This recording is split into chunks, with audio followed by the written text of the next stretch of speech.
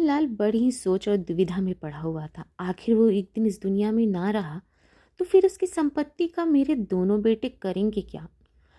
बात ये थी कि दोनों बेटे एक दूसरे के स्वभाव से बिल्कुल विपरीत थे। मोहनलाल ने बुलाया और डांटा, देखो तुम दोनों मेरी बात को समझो और मेरी बात याद रखो कि जो तुम लोग कर रहे हो वो सही नहीं है। बात यह है कि बड़े बेटे की आदत सैर सपाटे और खुले हाथ से पैसे खर्च करने की थी। वो पैसे की कीमत को नहीं समझता था। वही दूसरा बेटा दिन भर घर में सोता रहता, आलसी और एक पैसा खर्च नहीं करता था। एक नंबर का कंजूस, जैसे मानो ठान लिया हो कि पैसे खर्च करने ही नहीं है। सुनो, तुम दोनों जैसा कर रहे हो ऐसे तो नहीं चलेगा। तुम लोग मेरा मान सम्मान सब कुछ डुबाओगे। एक दिन इसी गांव में एक महात्मा है। इस बात की खबर मोहनलाल को भी पड़ी।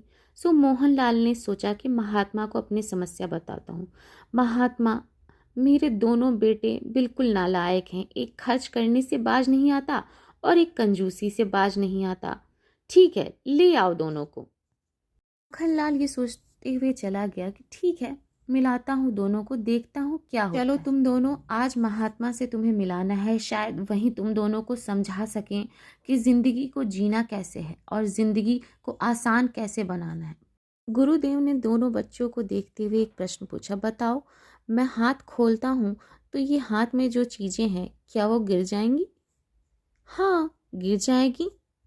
और ये मुट्ठी अगर मैंने जोर से दबाई तो मेरी मुट्ठी में रखा हुआ सामान क्या टूट जाएगा? हाँ, टूट जाएगा। बच्चों ने उत्साह में यही जवाब दिया। फिर महात्मा ने उत्तर सुनकर समझाते हुए अंदाज में कहा, जब दबाने से चीजें टूटती हैं और ढीले छोड़ने से गिर जाती हैं, इसका मतलब ये है कि जिंदगी में पैसे को भी ऐसे ही समझना चाहिए। ना ही बहुत कम खर्च करना चाहिए जिससे आप कष्ट में जीवन जिएं, और ना ही ज़्यादा ताकि आपके पास पैसे बचे ही ना। गुरुदेव की ये बात दोनों बच्चों को तुरंत समझ में आ गई कि वो कहना क्या चाहते हैं, कि जिंदगी में संतुलन बहुत ज़रूरी है। और इस तरह माखनलाल की समस्या भी हल हो गई।